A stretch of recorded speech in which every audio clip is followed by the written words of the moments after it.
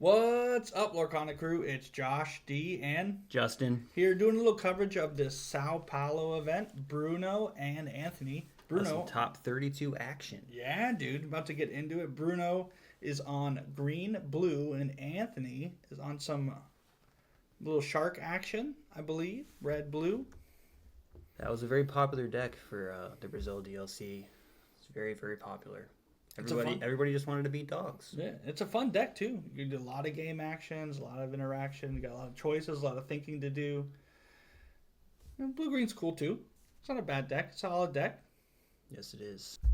All right, so green blue puts sail down and passes. Red blue gets next stop Olympus down and he goes to helping hand. So getting that engine going for what I assume he wants to be a turn 3 Lilo here.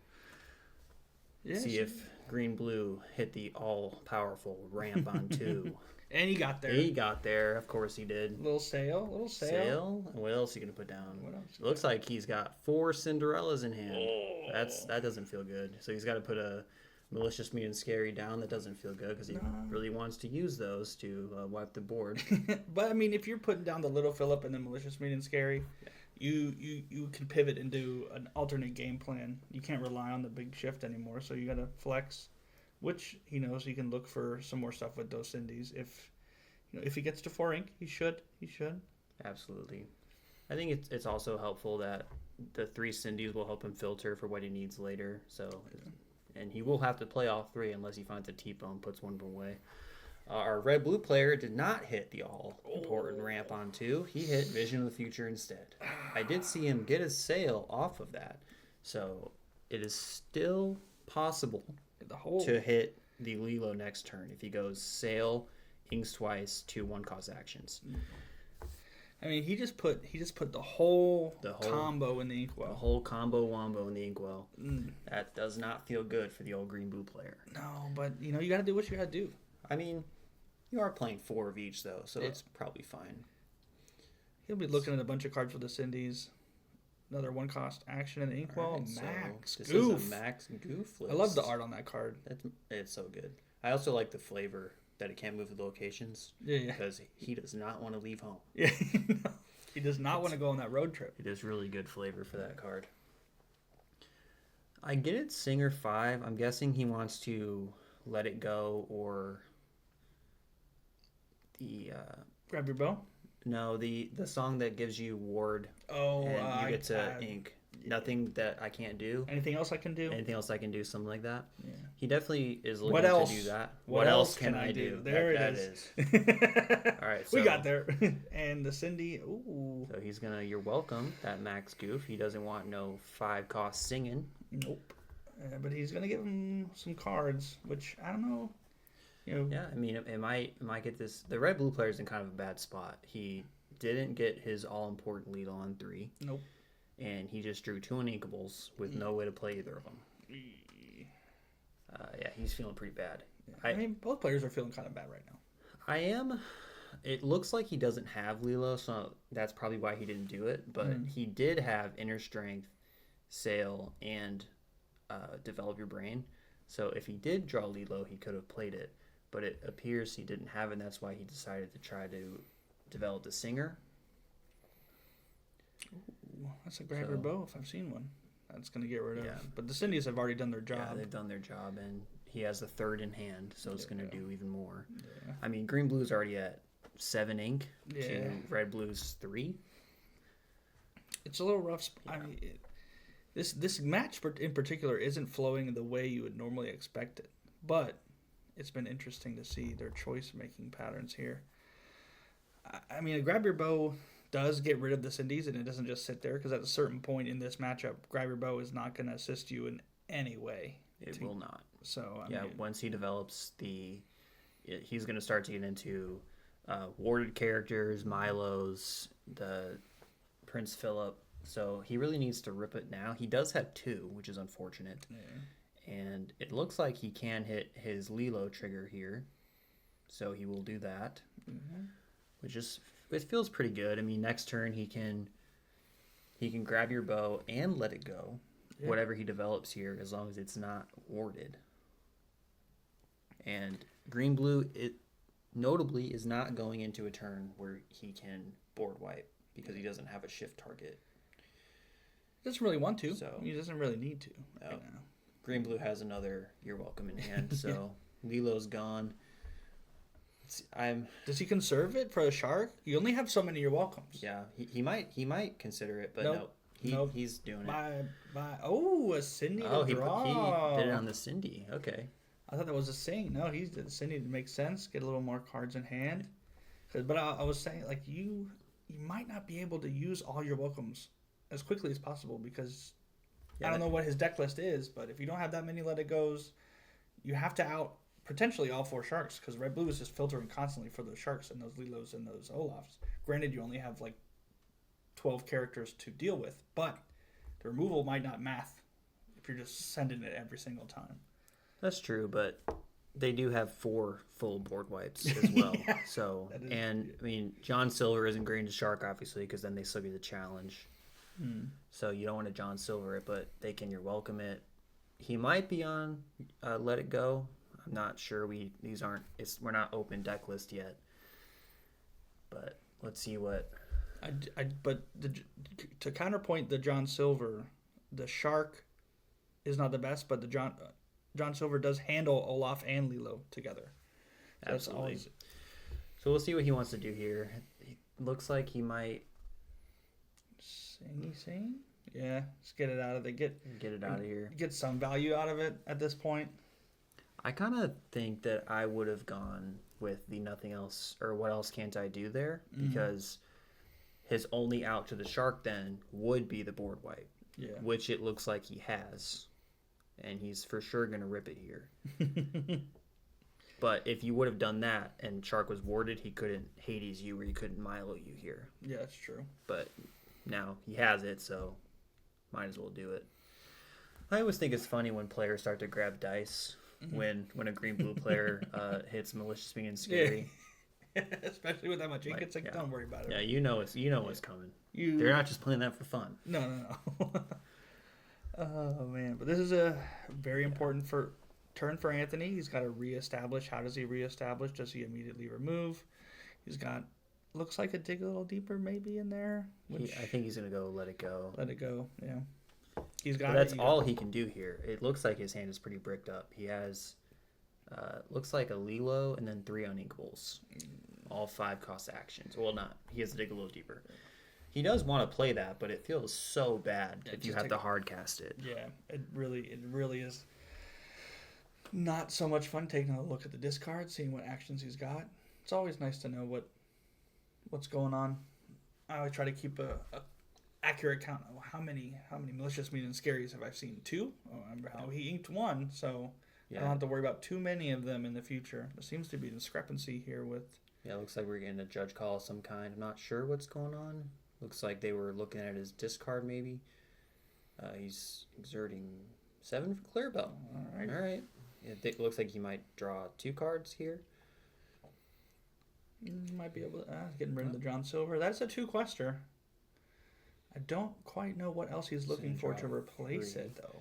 So he looks like he's on the Big Buzz, which you don't see very often in these lists, but it does make sense. You get to get back your welcome, your malicious being scary to get another board wipe off.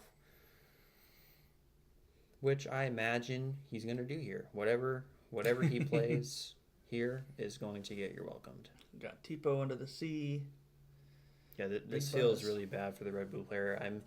He didn't have his ideal curve to get into the game, and green blue did, and it's going to be really hard to come back from this position. So we'll see if red blue can do it. We're talking about getting ahead and being behind. It's 1 lord to nothing. That is true. It just feels like he's very behind, doesn't it? Yeah, it does. It is 1-0, but it is 1-0, and the red blue player's in the lead of that 1. Yeah, red blue. He's winning. So technically, he's winning. He's been winning for like 4 or 5 turns now. So there's the Freelo, as they like to call it. He's looking through the discard now. Yeah, this is such a telegraphed. Does it matter? Yes, in Magic it doesn't matter. In Magic you can't telegraph, but in Lorcana, when you look at the piles and you're looking at the piles, it's like for red blue. If you keep looking at your discard pile, you're telling your opponent, I have an Olaf. I have two maybe. I need to check in to see how much For sure. how much I need to put more back in that discard to make it free, and then It's very telegraphed. yeah. And if for Anthony, he doesn't necessarily know Bruno has a Buzz in his deck yet. Yeah, exactly. But by him checking the discard a couple times, he's can pretty much say, okay, well, Buzz is in his hand. Yeah, that's why I try not to count my actions, or I fan them out so I can just glance down to see how many I have in my discard, so that I'm not giving away when I'm trying to Olaf. Mm-hmm. So it looks like he Milo'd the Lilo back to hand, and then quested Clarabelle. See what Red-Blue can do here. His hand is extremely bricked. He does have a good amount of ink, so he can just hard. There you go, the shark.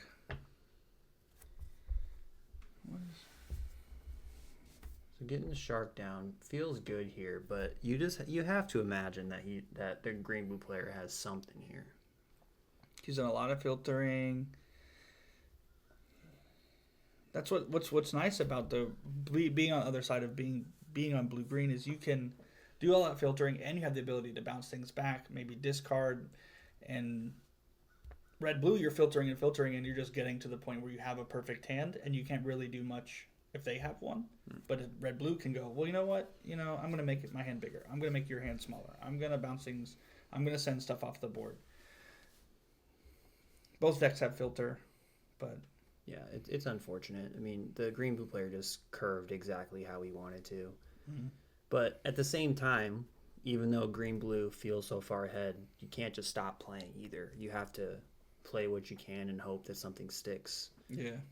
So I'm looks just like not going to play here, my shark. Yep, here we're going Buzz, and we're going to get back the You're Welcome.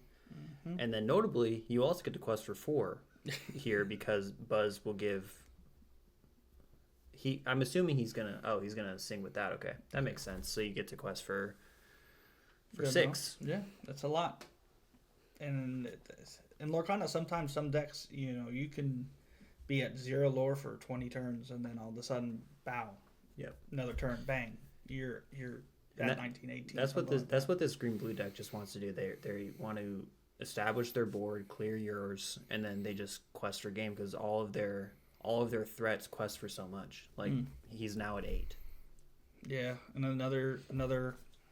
Next turn, any action, he's going up another 8. So we're on a 2-turn clock here from this point. If red blue can't do anything, it's just a 2-turn clock.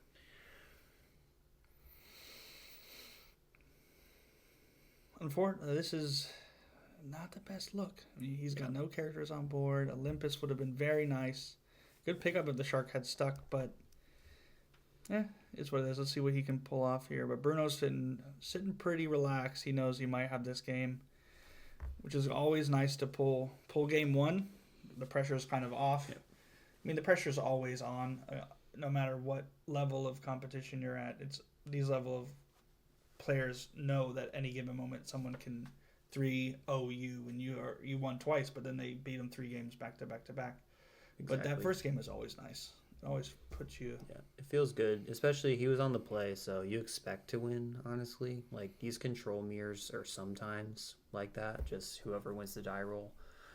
There's definitely some variance in these kind of decks, but I feel like in the control matchup it doesn't matter as much as the aggro matchup because sometimes that extra card can make a big difference later on where I have a little bit more options. I got an extra removal piece. I got an extra look at my ramp option. That extra card can make a difference because there's no punishment for not playing too many early cards in a control matchup. So you get to hold on, especially blind. If you don't know what your opponent's playing, you go on the play. You see that they start with a control lead, and then you just go, "Oh, they have control. I can reserve my extra card." Exactly. Yeah, it's not looking good for Anthony. I think he's looking forward to the game 2 here, but if he can claw, if he can claw back, I think he will. I'll be very surprised. It is unfortunately non-infinity, so he can't be prepared off the top. No. So And I think he's holding 2 Dig a Little Deepers with nobody to sing it. Yeah. So Can be unfortunate. But I do like that Tipo and Shark can sing a Dig a Little Deeper. That's always nice, and everyone respects the Tipo. They don't really take them out. So it's always nice to go Tipo, Shark, sing Dig a Little Deeper, and then keep the ball rolling. Yeah, but, you'd think that Tipo would be more feared since he won a DLC, right? Yeah, I think it was like the best card in the game. Yeah, the best card in the game. Like, surprised it didn't skyrocket to $100 per card. I think it did. I'm just kidding. All right, so yeah, he saw the writing on the wall there and scooped it up. So Anthony will be on the play for game number 2. Maleficent Dragon down into the helping hand. So there's one action in there for Olaf. We're going develop for develop. Maleficent Dragon always coming in off the mulligan to go straight in the inkwell. Be it red, yellow, or red, blue. When you see anything that sees, if you don't see her at 90, anger.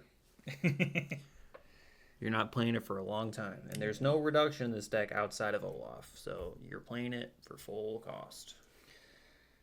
It's an easy choice, which sometimes is nice. He missed turn 2 ramp again. Doesn't feel good for him, and he's holding 2 Dig a Little Deepers. Very rough. Yeah, he's not feeling good here. I don't think he even has a turn 3 singer like he had last time. The deck can fix it itself. The deck has a ton of filter and can fix itself, get itself out of this. So the green-blue player has both forms of ramp, and looks like he's considering Sail. Yeah, I think he's might develop the 1-drop Clarabelle here because he knows that blue-red basically has no way to get rid of it. Mm-hmm. This early at least. There it is. There's not really a point. He's just risking. Yeah, you don't. There's no reason to hold it. There's no items to wait for in this matchup, and if he has the Firefly Swarm, he has it. Yeah. And he just had to ink a Shark and pass. Yeah. I mean, playing this deck a lot less for set champ season, it just bricks like this sometimes, and it does look like he's playing a significant amount of uninkables. It's a risky move, but you can put the team on Tipo's back. Oh, there he is. Hey, Tipo, inking those uninkables for you. But when you don't see him, find Tipo to do that. He's sneaky. It does seem like this deck is tech for the Blurple matchup with the nothing we won't do or what else can I do. Mm-hmm. But he turned 4 pass. Yeah, he's not feeling good. He's laughing, but he's in high spirits. On the bright side, next turn he gets to hard cast a Grab Your Bow. Woo! Get rid of him. That feels great. Give me oh no! And there's the Shift Clarabelle, and he's gonna draw a bunch of cards. Bruno is gonna get full capacity for that Clarabelle. Anthony hasn't been able to play much, and that hand is looking quite large.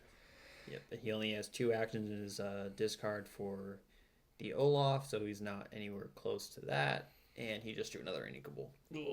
He's about to ink his Olaf here. That's one of the things that red blue can do against blue green is when they have that Clarabelle shift line. You're welcome. I'm going to replace my hand, buddy. I'm just going to drop all my 1-drop actions here, and I'm not going to have anything in hand. And that benefits me it benefits me and hurts you, which is in any situation where you can get both a benefit for you and a negative for your opponent. This is great, but not today for Anthony there.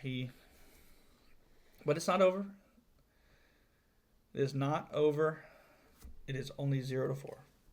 Red blue does have a Shark in hand, but I don't think he expects it to stick. No, Bruno hasn't done too much filtering this game in these last few turns, but he drew 5 off Clarabelle. Yeah, he did draw 5. It's there. So he might go for Let It Go again, or he'll develop the Shark and hope.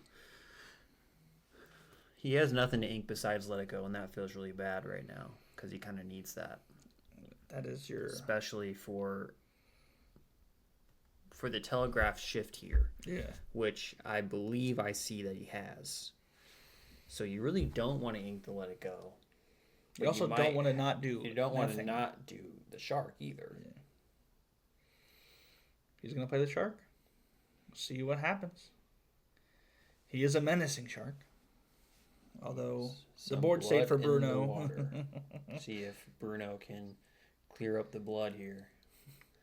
Put a little filter in the pool. All right, so he's gonna go Milo, and that feels good too because he doesn't have Clarabelle. I was gonna say that could feel good to put an extra card back in Anthony's hand so that he can draw an extra card, but he doesn't have the Clarabelle. And that's also smart, wait for the board to develop a bit wider before you rip the board bounce. wipe. Yeah. But if you have intermittent bounce and you can kind of slow them down and you can get as much lore as you can. I mean, granted, we're talking about a different situation here. Bruno's got it pretty much in the bag. There's, at least for this round, it's. Oh, and another inking of the shark. And we are on a one-turn clock here. Yeah. Because 3, he shifts his Prince Philip, 6, 8, 9. So 2 turns. If Anthony can't clear anything. And he's going to have to hard cast another Let It Go, it looks like. Obviously, Tipo is a clear target. Yeah, I feel really bad for our friend here. Yeah. Oh, he went with the Tipo. I was joking. I did. No, because he did grab your bow. Oh. It wasn't the Let It Go, it was the grab your It's bow. because he doesn't... He's trying to conserve it for a bigger threat. But Bruno knows that he doesn't have to apply a bigger threat. Yeah. And to newer players, if I could give some advice, don't overextend your board state if you don't have to. Yeah, but in this case, Bruno can just dump his whole hand. Yeah. There's no B prep to worry about. There is not. But The only thing that Anthony can do is dump a bunch of Olafs, but he doesn't have any in hand. Yeah. So this feels really bad for our... Yep, and there's the handshake. That was a really decisive 2-0 victory to our green-blue player. But, playing this deck a lot the past set, it just bricks like that sometimes. And any deck can do that. He's even on the Hercules, so that's another uninkable you got to worry about. It's just... That did not feel good for our red-blue player. But it's a best 2 out of 3. And it's done. It's done. I don't know how far our green-blue player went, but he does seem to pilot the deck very well outside of the horrendous brick our blue-red player dealt with there. But Anthony took it he took it, and that's what happened. And he took it with grace, and it's always nice when players don't get... I'm sure he was frustrated, but you couldn't really tell. He was laughing. He was still vibing. He still at the DLC, still top 32. Still had a great tournament, even though it ended here earlier than he would have liked. He still made it really far. He did really well with his deck. It obviously didn't brick like this for the last 12 rounds. Yeah, you don't make the top 32 with those hands, but sometimes Lorcana says, that's it for you, buddy. You did the best you could. And here's 3 Diggle Deepers. With no Olafs to sing it. Yeah. This has been fun. We'll cover some more events. But until then, ink smart, press fast.